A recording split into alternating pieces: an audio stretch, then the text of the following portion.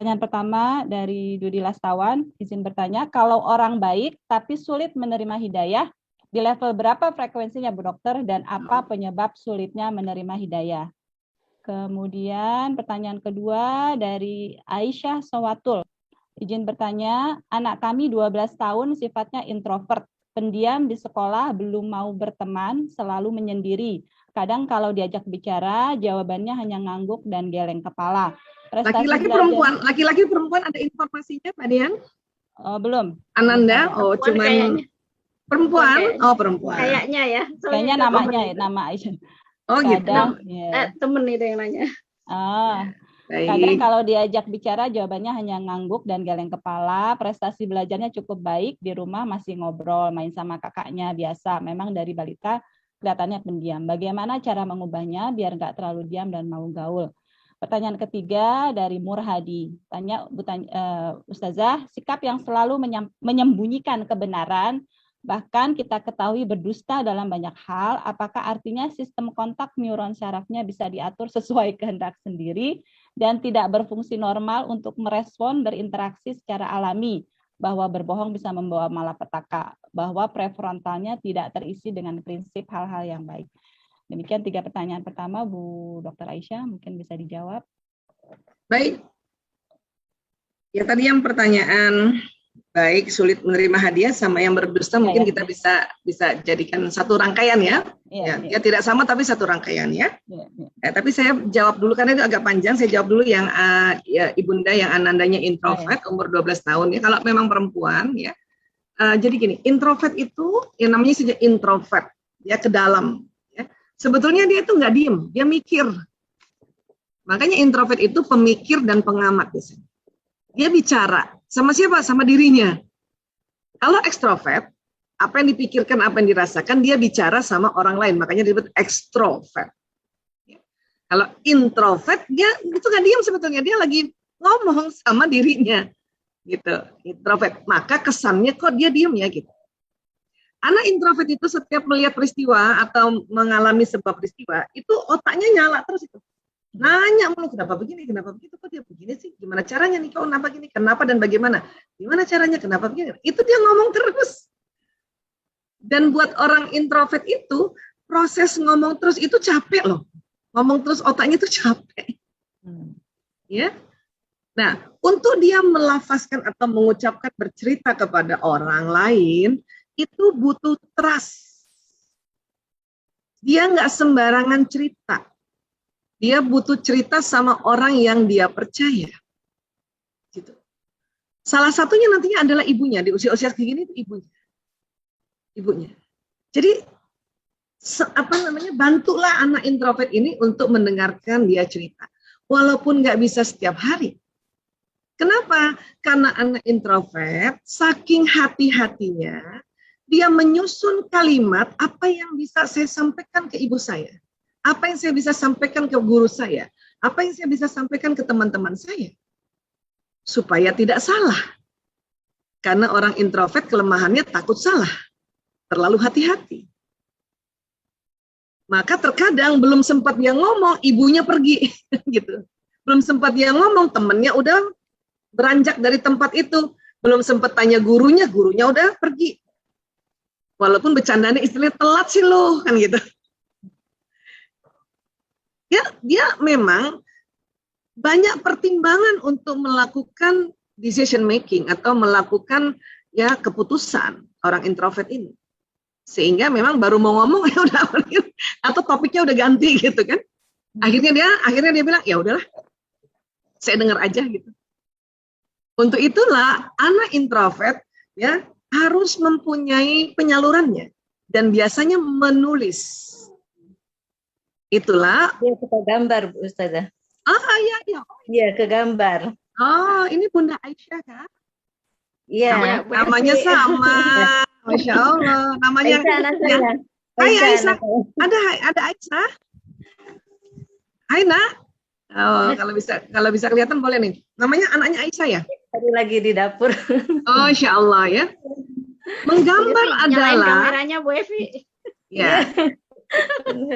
Menggambar itu juga salah satu cara untuk dia mengungkapkan apa yang dia pikirkan dan apa yang dia rasakan.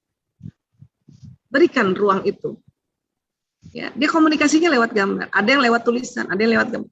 Untuk itulah karya-karya tulisan, karya-karya coretan, karya-karya desain, karya-karya lukisan dan sebagainya itu dihasilkan oleh paling banyak dari orang-orang introvert.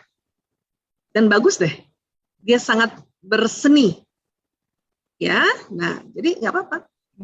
Nanti dia ngomong sama orang itu lewat karya, bukan dia langsung. Memang begitu. Dan anak introvert, temennya itu memang nggak banyak, tapi akrab dibanding anak ekstrovert. Ekstrovert mudah kenal orang, mudah akrab, tapi nggak inget banyak nggak inget dalam tentang teman-teman yang banyak itu. Jadi masing-masing ada kekuatan kelemahan. Ya, yang paling penting adalah kita orang tua, terutama ibu, mengerti. Oh, dia watak. Baik, salam sama Ananda. Ya. Amin, Mbak Yakum. Ya, baik. Berikutnya tentang orang baik sulit menerima hidayah kah? Atau boleh nggak sih orang menyembunyikan kebenaran, kebaikan dan sebagainya? Nah, saya membahas ini bisa panjang ya.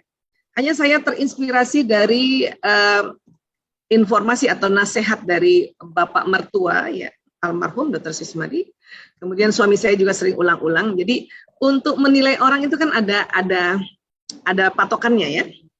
Dalam Islam juga bisa menilai, oh ini yang namanya munafik ini, oh ini musyrik ini, oh ini muslim seperti ini, oh mukmin seperti ini, kan ada ya. Kita ada definisi-definisi dari nama-nama itu atau dari sebuah istilah untuk melakukan sebuah penilaian sebagai indikator.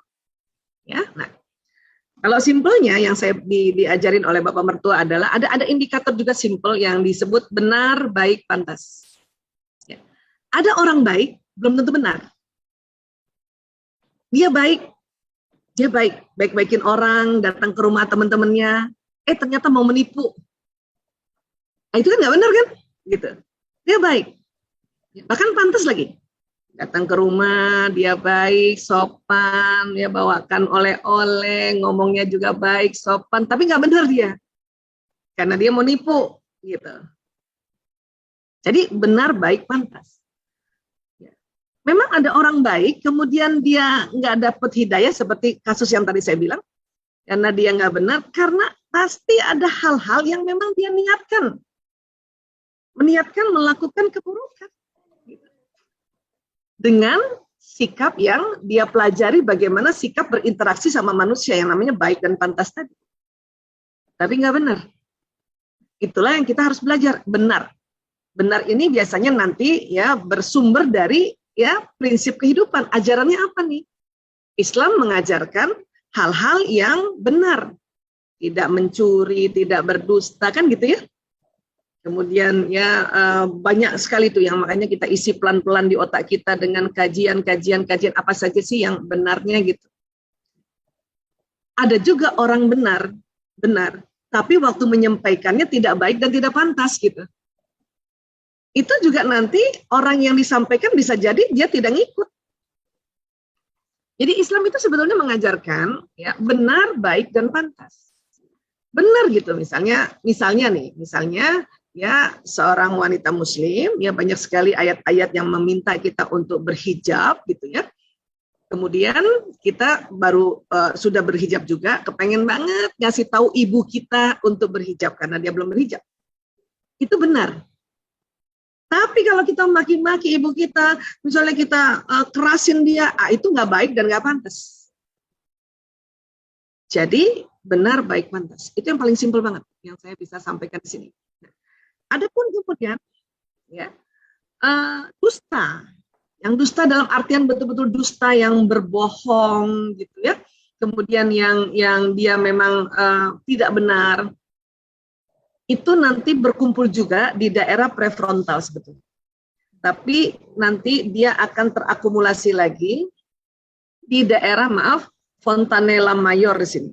Atau orang awam bilangnya ubun-ubun. Di bawah ubun-ubun ini akan berkumpul ya memori-memori dusta yang betul-betul benar-benar dusta yang mengarah ke kejahatan yang tidak benar gitu.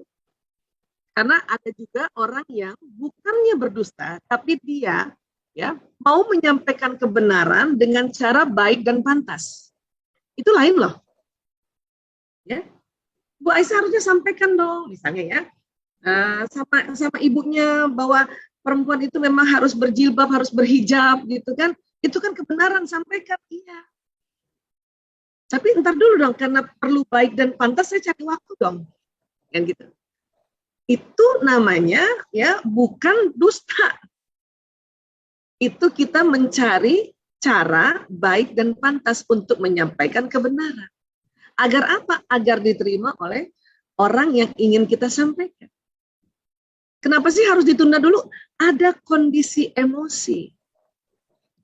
Orang di bawah 200 Hz, di bawah semangat, lagi marah, lagi kesel, apalagi lagi sedih dan sebagainya, itu batang otaknya tegang. Sehingga menerima nasihat agak sulit. Itulah kita tunda. Bukan menyembunyikan kebenaran. Kalau yang konteksnya kayak gini.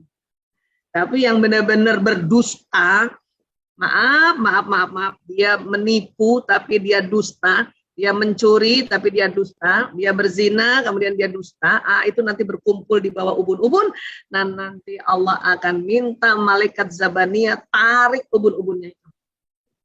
Di akhirat, iya, tapi banyak juga di dunia juga iya ditarik, itulah dimasukkan ke dalam rumah tahanan, dimasukkan ke dalam tempat-tempat yang memang harusnya bertanggung jawab secara hukum. Ya, jadi kurang lebih seperti itu, sehingga kalau simpelnya yaitu tadi ya, yang mudah-mudahan ini jadi juga amal soleh dari amal jariahnya dari ayah mertuaku yang selalu ingatkan saya, Aisyah ya benar baik pantas, jadi kamu kaji itu ya, seperti itu ya.